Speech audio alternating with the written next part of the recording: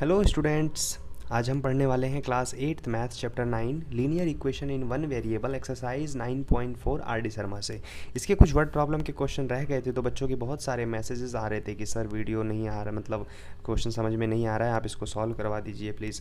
तो मैं आज इस वीडियो को लेकर के आया हूँ आप लोगों के लिए। तो देखिए कैसे सॉल्व करेंगे। हाँ, क्वेश्चन इंपॉर्टेंट हैं ये जो आगे के क्वेश्चन है 25, 26, 27 तीनों इंपॉर्टेंट क्वेश्चन है और मेन क्वेश्चन है, और ये भी है कि थोड़े डिफिकल्ट हैं। ठीक है, तो इसको समझना बहुत ज़रूरी है।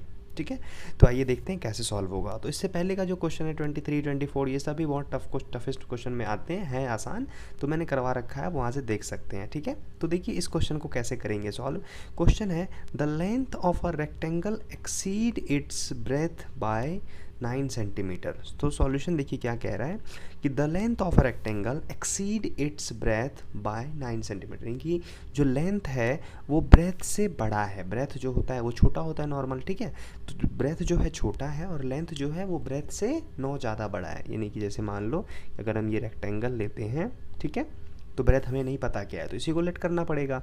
ये x हो गया तो लेंथ कितना हो जाएगा x प्लस 9, क्योंकि ऐसा कह रहा है क्वेश्चन में। तो यहाँ लिख लेते हैं हम इसी बात को। तो let the breadth be x metre, centimetre में तो सेंटीमीटर। ठीक है, तो लेंथ क्या हो जाएगा हमारे पास, लेंथ हो जाएगा ये x प्लस 9 सेंटीमीटर।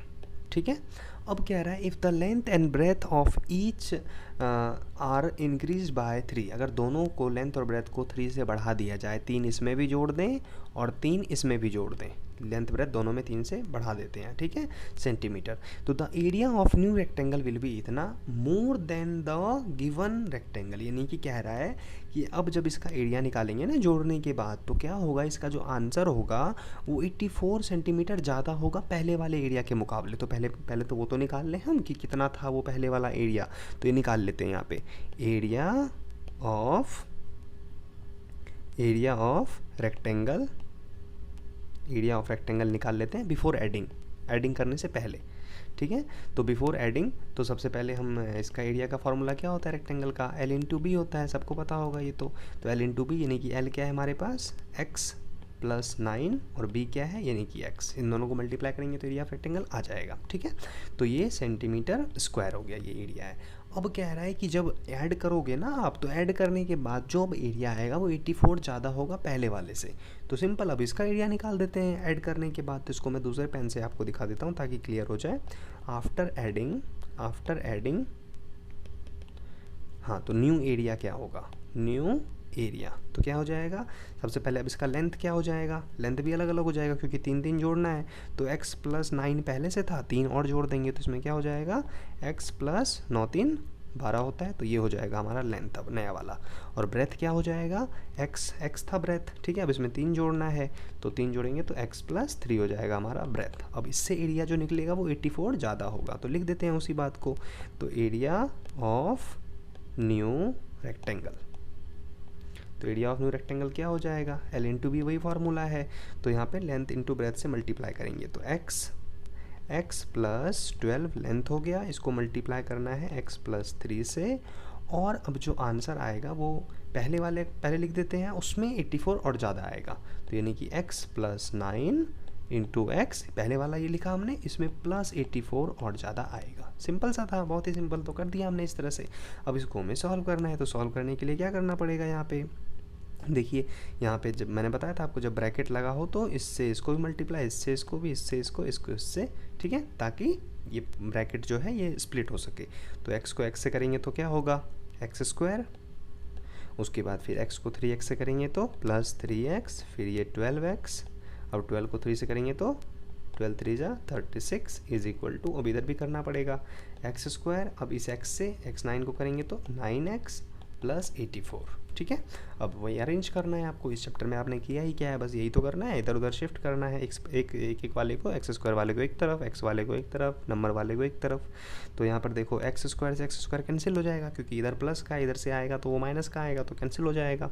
अब यहाँ देखो 3x और ये 12x, तो कितने x हो जाएंगे, 15x। अब ये 15x 9x उधर किस में है, प्लस में, इधर आएगा तो माइनस में, तो 15 में से 9 जाएगा तो क्या बच जाएगा, 6x बचेगा और किसका होगा, साइन प्लस का, क्योंकि प्लस वाला इधर बड़ा होगा, इज इक्वल टू, अब 84 पहले से उधर आराम कर रहा है, 36 इधर प्लस में, उधर जाके माइनस का हो जाएगा, ठीक है। और हमें x निकालना है तो x इज इक्वल टू, इन दोनों को माइनस करेंगे तो 4 में से 6 नहीं जाएगा, तो लेंगे कैरी, 14 में से 6 जाएगा तो 8, यहाँ बचेगा क्या 7, 7 में से 3 जाएगा तो 4, अब नीचे 6 आ जाएगा ये डिवाइड में, तो अब इसके 6 के टेबल में कितने बार में आएगा, 8 बार में, तो x क्या आ गया हमारे पास, x is equal to 8 centimetre, यानी कि जो हमने लेंथ ब्रेथ लेट किया था ना x, तो ये हमारा आ गया 8 सेंटीमीटर, ठीक है। तो समझ में आ गया होगा आपको। और हमसे क्या पूछा है इसमें कि find the length and breadth of the rectangle, हमें लेंथ ब्रेथ दोनों निकालना है, तो लेंथ तो पता चल गया, सॉरी ब्रेथ तो पता चल गया, अब लेंथ क्या होगा, x प्लस 9, यानी कि 8 में 9 प्लस कर देंगे तो यानी कि 17 हो जाएगा हमारा, 17 सेंटीमीटर ब्रेथ, वो सॉरी लेंथ, ठीक है। तो बहुत ही ईजी था, देखा आपने किस तरह से कर लिया हमने इसको। तो आई होप आपको समझ में आ गया होगा, अगर समझ में आ गया है तो वीडियोस को लाइक कर दें और चैनल को सब्सक्राइब जरूर कर लें, जिससे मैं जो भी न्यू वीडियो बनाऊँ वो आपके पास पहुँचे और आप उसे पढ़ सके। तो आइए बढ़ते हैं हम नेक्स्ट क्वेश्चन की तरफ, जो कि हमारा क्वेश्चन नंबर 25 हो गया, तो 26 करते हैं अब। तो नेक्स्ट क्वेश्चन है हमारे पास क्वेश्चन नंबर 26। देखिए अब ये क्वेश्चन नंबर 26 जो है ये बहुत ही मतलब अगर इस क्वेश्चन को आपने कर लिया, एज वाला क्वेश्चन है ये, अगर ये समझ में आ गया आपको तो इसका मतलब आप एज वाले सारे क्वेश्चन कर लोगे, ये मेरी गारंटी है, ठीक है। क्योंकि ये क्वेश्चन है ही इतना पेचीदा, बच्चों को बहुत कन्फ्यूज़ करता है, क्या है इसमें, क्या बकवास किया जा रहा है, स्टेटमेंट पे स्टेटमेंट, कुछ समझ नहीं आता है, ठीक है। तो इत्मीनान से समझना है इसको कि कैसे करेंगे हम इसे, ठीक है। देखिए बहुत ही सिंपल है, देखिए क्या कह रहा है, the sum of age of Anoop and his father is 100। देखो क्वेश्चन में कह रहा है कि एक अनूप है और एक उसके पापा है, उस दोनों का जो उम्र है, अगर दोनों की उम्र को जोड़ देंगे तो 100 आ रहा है। यहाँ तक तो बहुत सिंपल है कि अनूप के एज को हम x मान लेंगे तो उसके फादर का एज क्या हो जाएगा, 100 माइनस x हो जाएगा, ठीक है। तो हम उसी बात को यहाँ पे लिख देते हैं, तो let the Anoop present age, let the Anoop present age be x year हमने मान लिया अनूप के प्रेजेंट एज को। अब उसके फादर की उम्र क्या हो जाएगी, अनूप फादर अनूप फादर जो है उसकी एज हो जाएंगी यहाँ पे, ये भी प्रेजेंट एज में होगा, ये हो जाएगा 100 माइनस x ईयर, ठीक है। इतने साल के ये भी उसके पापा हैं और x ईयर का अनुज है, ठीक है। अब हमसे कह रहा है इस क्वेश्चन में कि कहानी यहाँ से शुरू होती है, जो बहुत से बच्चों को जहाँ पे दिक्कत है कि सर क्या करें। इधर कह रहा है कि when Anoop is as old as his father now, जब अभी जो नाउ मतलब है कि अभी जो उसके पापा की उम्र है वो अगर उतनी हो जाए किसकी, अनूप की, अगर जितना मान लो कि अभी जैसे अनूप है x ईयर का, ठीक है। जब वो अपने पापा की उम्र का होगा, जब अपने पापा की उम्र का वो होगा तो क्या होगा, कंडीशन क्या है, he will be 5 times as old as his son. अब यहाँ पर एक और लड़का आ गया जो अनूप का बेटा है, तो यहाँ पर नाम सेम लिख रहा है अनूप और अनुज, तो मैं इसको थोड़ा सा ठीक करके यहाँ पे ना क्वेश्चन में तो अनुज ही है लेकिन मैं इसको काट करके यहाँ पे मोहन कर दे रहा हूँ, आप समझना, मोहन यानी कि उसका बेटा जो है मोहन है, ठीक है। तो मैं यहाँ मोहन के बारे में बात करूँगा। तो यहाँ पे क्या है कि कह रहा है कि जब वो अपने पापा की उम्र का होगा, कौन, जो ये है अनूप, जब ये अपने पापा की उम्र का होगा तो इसका जो बेटा है यानी कि अनूप का जो बेटा है, जो अनूप का बेटा कौन है यहाँ पे, मोहन, तो मोहन जो है वो क्या हो जाएगा 5 टाइम्स, मतलब ये जो है उसके पापा 5 टाइम्स हो जाएंगे, क्योंकि बेटा तो छोटा ही होगा ना, तो अपने बेटे के 5 टाइम्स उम्र का ज़्यादा हो जाएगा, ठीक है। अगर मान लो कि बेटा उसका 5 साल है, मोहन मान लेते हैं 5 साल का है, ठीक है, तो उसका बाप कितने साल का हो जाएगा, मतलब सॉरी पापा कितने साल के हो जाएंगे उसके, तो 5, और क्या कह रहा है 5 टाइम्स का, यानी कि 5 5 जा 25, तो 25 के अनूप हो जाएगा यहाँ पे, ठीक है। ये कहना चाह रहा है हमसे। ऐसा कब होगा, जब इसके जो पापा हैं, ये मतलब ये अपने पापा की उम्र का जब हो जाएगा, यानी कि अनूप जब अपने पापा की उम्र का हो जाएगा, यानी कि मोहन के सामने में ये दादाजी की उम्र का जब हो जाएगा, ठीक है। ये कह रहा है हमसे, तो इसी को हम लिखते हैं कि देखो अब यहाँ पर हम जो ये मोहन है, मोहन की उम्र को पहले लिख लेते हैं। मोहन जो है, मोहन की उम्र क्या होगी, मोहन की एज क्या हो जाएगी, कह रहा है कि 5 टाइम्स, अभी मान लो कि मोहन है 5 साल का, ठीक है, अभी इसके पापा 25 के हैं, ठीक है, मतलब 5 टाइम्स हो जाएंगे। तो क्यों ना मैं ऐसा करूं कि मोहन की एज निकालने के लिए, क्योंकि 5 टाइम्स तो मोहन में होगा, क्योंकि इक्वेशन को हमें बराबर लेके चलना पड़ता है ना, कि 5 टाइम्स मोहन में होगा, तो यहाँ पे इसके पापा जब इतने के होंगे 100 माइनस x के जब होंगे, जब मतलब मोहन का जो पापा है अब वो अपने पापा के बराबर जब होंगे, इतने के जब होंगे, ठीक है, तो ये क्या होंगे 5 टाइम्स हो जाएंगे। तो 5 टाइम्स यानी कि मैं क्या करूँगा 5 से इसको डिवाइड कर दूंगा। बात तो बराबर ही है ना। मान लो कि अगर मैं इसको 5 से डिवाइड कर देता हूँ, 5 से डिवाइड कर दूंगा तो 5 ही आएगा ना, तो इसके बराबर आ गया ये, है ना। तो मैंने क्या किया, इसको 5 से डिवाइड कर दिया ताकि ये मोहन के एज के बराबर आ जाए, क्योंकि हमें ये नहीं पता ना मोहन कितना है। अगर मैं इसको मान लो कि यहाँ पर लेट करूँगा, क्या लेट करूँगा, एक्स तो पहले से ही घिर चुका है, अगर वाई लेट करूँगा तो दूसरा वेरिएबल आ जाएगा, जो कि हमें करना नहीं है ऐसा काम, ठीक है। तो मैं इसको क्या लिखूंगा मोहन को, तो मोहन को मैं ऐसे लिखूंगा कि अपने पापा की उम्र को इसको 5 से डिवाइड दे दूंगा, तो बात तो वही बराबर ही आ गई, वहीं पे आ गई। तो मैंने इसको इस तरह से लिखा, ठीक है, यहाँ पे कोई कन्फ्यूजन नहीं होगा। अब आगे क्या कह रहा है, आगे कह रहा है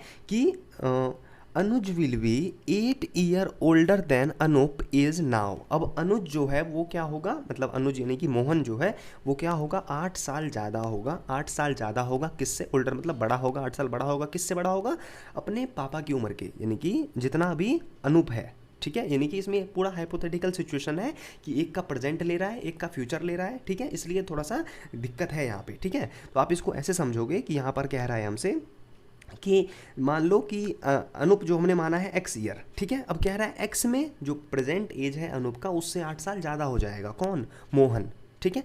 तो ऐसा सिचुएशन कब होगा, कह रहा है कि when Anoop is as old as his father, जब अनूप अपने पापा की उम्र का हो जाएगा। यानी कि पहली बात ही तो दोबारा कह रहा है कि जब अनूप अपने पापा की उम्र का हो जाएगा, यानी कि वो अपने पापा की उम्र का होगा तो इसका बेटा उसकी उम्र का हो जाएगा +8, ठीक है। कोई कंडीशन यहाँ पे, मतलब समझ में आ गई सारी बातें। तो इसको हम लिख लेते हैं कि अनूप अपने पापा की उम्र का कब होगा।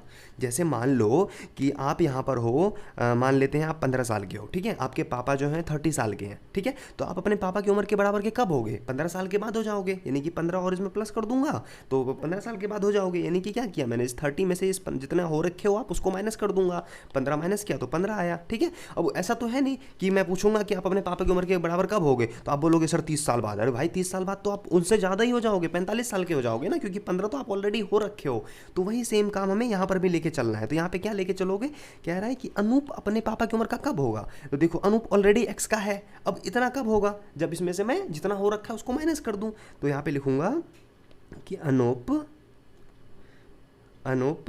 As old as his father, जो उसके पापा हैं उसकी उम्र का होगा वो आफ्टर कितने साल के बाद होगा, कितने साल के बाद होगा।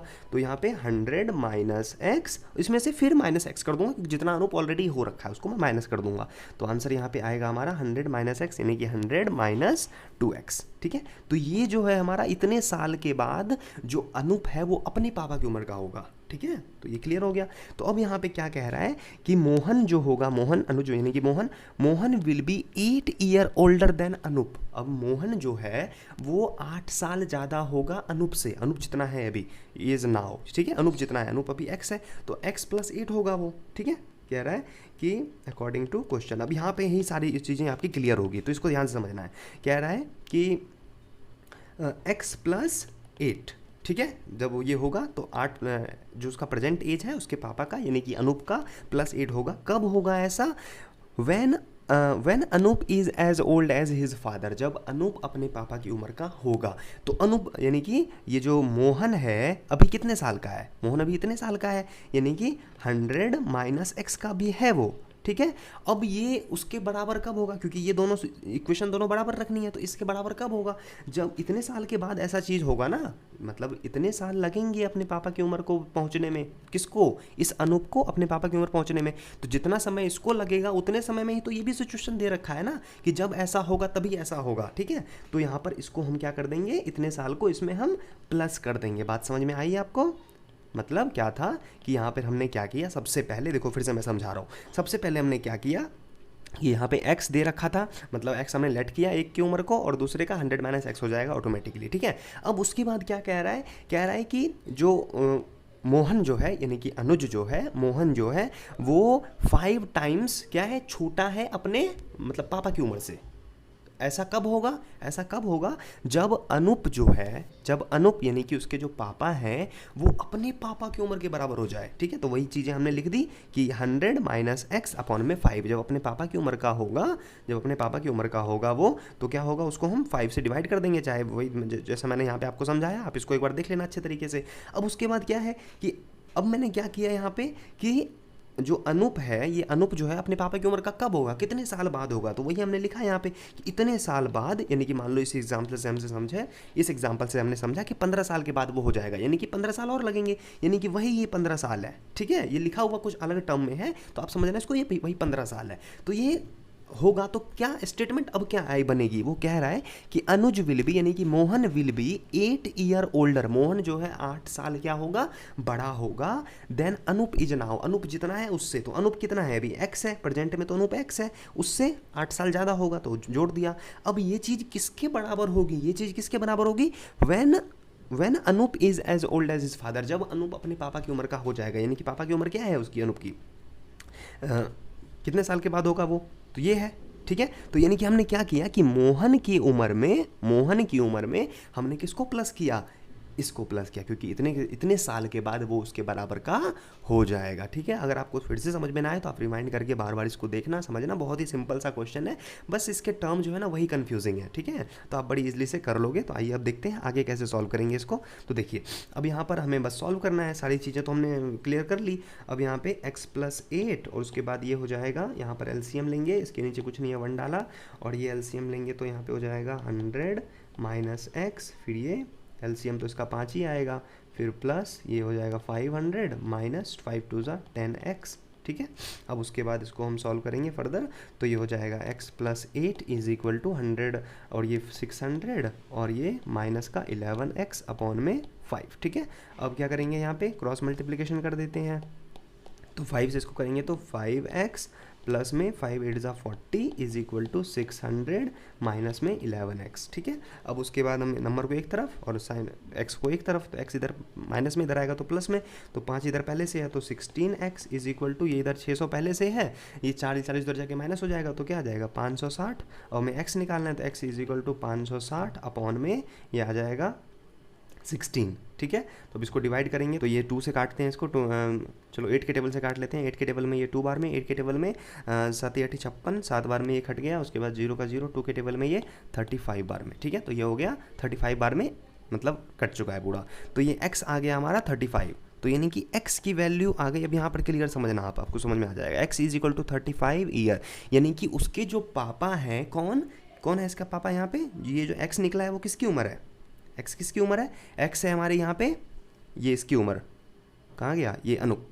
ठीक है, अनूप की उम्र है x। ठीक है, तो अब अनूप की उम्र अगर x है, ठीक है, तो अनूप के पापा की उम्र क्या होगी, यानी कि दादाजी की उम्र क्या हो जाएंगी, यानी अनूप के फादर ये है ना, इसकी उम्र क्या हो जाएगी, 100 माइनस x है, तो इसको 100 में से माइनस करेंगे तो 100 माइनस 35, यानी कि आ गया ये 65 ये आएगा। ठीक है, 65 ईयर हो गया, यानी कि ये हो गया अनूप की उम्र, मैं दूसरे मार्कर से लिख देता हूँ, ये हो गया आपका अनूप, और ये हो गया अनूप के पापा, अनूप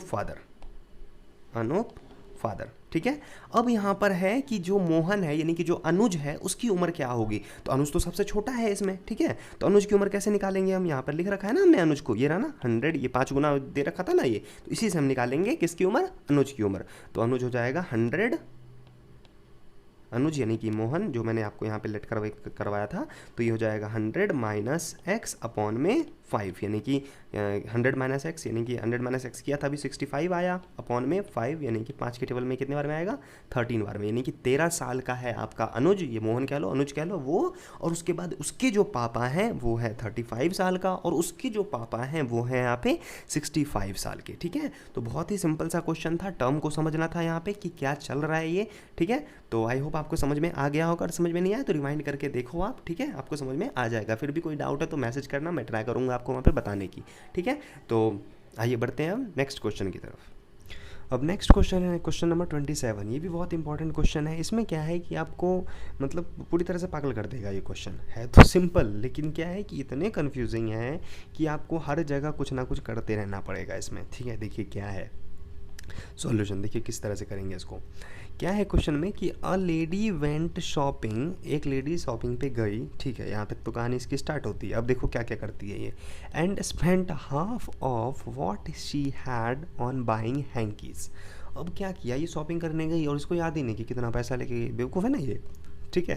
तो लेकिन अब क्वेश्चन ऐसा दिया हुआ है कि हमें सॉल्व करना पड़ेगा इसको, ठीक है, इसलिए ऐसा बनाया है ताकि हम सॉल्व करें, ज़्यादा दिमाग लगाएं। तो देखो अब ये शॉपिंग करने गई, अब पता नहीं इसको कितना पैसा है, तो लेट कर लेते हैं। Let the total money she had, starting में जितना था उसके पास उसको मान लिया हमने x रुपये, ठीक है, टोटल x पैसा लेके गई, x रुपया लेके गई, हमें नहीं पता कितना था वो, 100 था, 1000 था, 5 था, पता नहीं, कुछ नहीं, ठीक है। अब क्या है कि एंड क्या कह रही है, क्या किया इसने, सबसे पहले स्पेंट हाफ ऑफ, जितना लेके गई थी उसका आधा पैसा इसने खर्च कर दिया किसके ऊपर, हैंकी को खरीदने में। अब जितना लेके गई थी आधा पैसा खर्च कर दिया, यानी कि x लेके गई थी, यानी कि x/2 स्पेंट ऑन हैंकी, ठीक है, हैंकीज पे आधा पैसा खर्च कर दी। अब बचे कितने इसके पास, आधा, मान लो आधा पैसा खर्च कर दिया, आधा ही बचा होगा ना, अब तो जितना लेके गई थी आधा खर्च किया, आधा बचा होगा, ठीक है। अब कह रहा है कि and gave a rupee to a beggar waiting outside the shop, और 1 रुपया इसने जो बाहर भिखारी बैठा था उसको दे दिया। तो यानी कि अब बचा कितना उसके पास लेफ्ट कितने हो गए, अब बचे हैं उसके पास x/2 money left after hanky, ये सब लिखते रहना नहीं तो कन्फ्यूज़ हो जाओगे। लेफ्ट आफ्टर हैंकी के बाद कितने पैसे बचे उसके पास, x/2 बचे, जिसमें से उसने क्या किया कि 1 रुपये दे दिया भिखारी को। अब उसको माइनस करना पड़ेगा, तो इसको माइनस किया हमने तो कितने आ गए, ये हो गया x-2, एलसीएम लेके सॉल्व करेंगे तो ये हो जाएगा 2 एकम 2, फिर अपॉन में ये 2, ठीक है। तो इतने पैसे अब उसके पास बच गए, इतना पैसा बच गया भिखारी को देने के बाद, ठीक है। अब क्या कह रहा है कि she spent half of what was left, अब इसका भी आधा जो बचा है इसके पास, यानी कितने बचे हैं इसके पास, अब इसका भी आधा वो क्या कर रही है,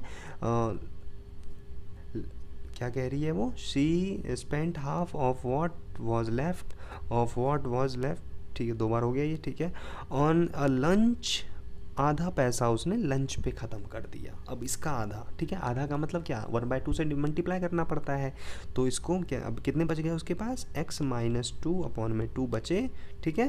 अब 1/2 इसने लंच पे खर्च किया, लंच पे 1/2 यानी कि इसका आधा, ठीक है। तो अब इसका आधा कर देते हैं, यानी कि ये हो गया हमारे पास x-2 अपॉन में 4, यानी कि इतना पैसा उसने खर्च किया x/2 अपॉन में 4, और इतने पैसे उसके पास बचे, क्योंकि आधा आधा कर रही है ना। तो अब इसमें से इसको सॉल्व करने के बाद ये आया, यानी कि ये पैसा उसके पास क्या है, अभी बचा हुआ है, ठीक है, आधा उसने खर्च कर दिया, ठीक है, इतना पैसा उसके पास अब बचा है, ठीक है। आफ्टर लंच उसके पास इतना पैसा बचा है। अब क्या कर रही है वो, अब कह रहा है कि and followed that up with 2 rupee tip, अब उसने 2 रुपये का टिप भी दे डाला, ठीक है। तो 2 रुपये क्या, जितना बचा है उसी में से माइनस होगा, यानी कि अब इसी में से हम 2 रुपये को माइनस कर देते हैं। ये चलता रहेगा सिलसिला जब तक इसके पैसे सारे ख़त्म नहीं हो जाएंगे, ठीक है, आप भी करते रहो। माइनस, अब 2 रुपये इसने टिप दे दिए, इसी में से माइनस करेंगे आफ्टर टिप, अब टिप माइनस कर देते हैं, आफ्टर टिप जो पैसा आएगा वो कितना आएगा, इसको माइनस किया हमने तो ये हो जाएगा 9, ये सब लिखते रहना आप ताकि समझ में आए क्या चल क्या रहा है। अब यहाँ 1 एलसीएम डाला, फिर उसके बाद ये हो जाएगा x-2 - 8 अपॉन में 4, एलसीएम लेके सॉल्व करते हैं, सिंपल था, ठीक है। तो ये बचेगा उसके पास, अब टिप देने के बाद इतना लेफ्ट बचा है, ठीक है, आफ्टर टिप इतना लेफ्ट बचा है उसके पास, ठीक है। अब उसके बाद क्या कर रही है वो, she spent half of the remaining amount on book, अब जितना बचा है ना उसका भी आधा ये बुक खरीद ले रही है मैडम, ठीक है। देखो इसको भी कर लेते हैं, हाफ यानी कि बुक, ऑन बुक पे कितना खर्च किया इसने, देखो, यानी कि x माइनस, इसको इकट्ठा कर लेते हैं तो -10 अपॉन में 4, अब इसका भी आधा वो क्या कर दे रही है, बुक पे खर्च कर रही है, आधा मतलब हाफ से मल्टीप्लाई करेंगे तो बुक्स पे खर्च कर रही है ये, तो यानी कि हो जाएगा x - 10 अपॉन में 4 दूनी 8, ठीक है, इतना इसने बुक पे खर्च कर दिया। तो जब इतना खर्च किया तो इतना ही बचा होगा क्योंकि आधा आधा हिसाब चल रहा है इसका, तो अब इतना बचा। उसके बाद अब आगे क्या है कि एंड 3 रुपी ऑन बस फेयर, अब 3 रुपये इसने बस के फेयर भी दिए इसी में से, तो -3 और करना पड़ेगा इसमें से, तो माइनस हमने 3 कर दिया इसमें से, तो ये हो गया। ये आप लिखते रहना हर एक लाइन क्या क्या कर रहे हो आप, कहाँ से 3 आया, कहाँ से ये आया, ठीक है, आप कर लिखते रहना ये सब, ठीक है। उसके बाद क्या होगा, यहाँ पे 1 डाला और 8 और 1 का एलसीएम 8। अब यहाँ पे x माइनस 10 और माइनस 8 3 जा 24, तो ये आ गया हमारे पास। माइनस करेंगे इसको तो x माइनस माइनस प्लस, तो ये हो जाएगा 34/8। ठीक है, इतने पैसे उसके पास अब बचे हैं। अब कह रहा है कि When she reached, चलो घर पहुंच गई है, अब खर्च नहीं कर रही है। When she reached home, she found that she had exactly 1 rupee left। तो बताओ कितने रुपए थे स्टार्टिंग में, तो अब 1 रुपये बचे हैं। तो जो ये पैसा आया है वो किसके बराबर होगा, इतना ही बचा है उसके पास जो कि 1 के बराबर है, क्योंकि 1 रुपये ही बचे हैं ना उसके पास अब तो, जो कि 1 के बराबर है। अब इसको सॉल्व कर दीजिए, आ जाएगा आंसर। तो यहाँ पे किया हमने, तो x minus 34 is equal to 8। अब x इज इक्वल टू 34 इधर माइनस में, उधर जाके प्लस हो जाएगा, तो दोनों को जोड़ेंगे तो 8 4 12 2 और ये एक 42, यानी कि 42 रुपये लेके गई थी मैडम और इतने सारे खर्च भी कर डाले। ठीक है, तो ये हो गया इसका आंसर। आई होप आपको समझ में आ गया होगा। अगर समझ में आ गया है तो वीडियो को लाइक करें और चैनल को सब्सक्राइब ज़रूर करें, जिससे जो भी वीडियो बनाऊँ मैं वो आपको टाइम पे मिल पाए और आप उसे पढ़ सकें। ठीक है।